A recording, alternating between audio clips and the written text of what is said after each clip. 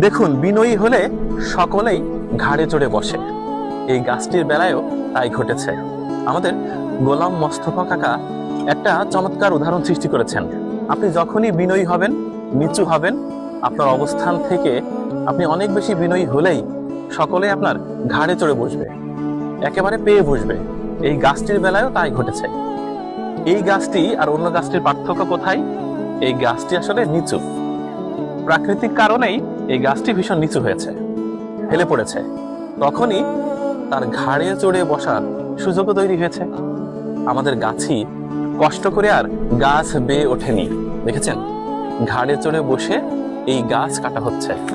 শুধু তাই না, এই গাছের রস অন্য যে কোনো গাছের রস থেকেও অনেক মিষ্টি আর অনেক বেশি পরিমাণেও হয়।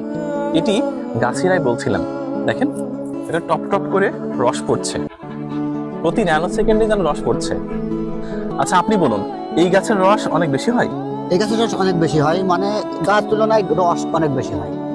মানে আশা করা যায় না যে এই গাছে এত রস হবে।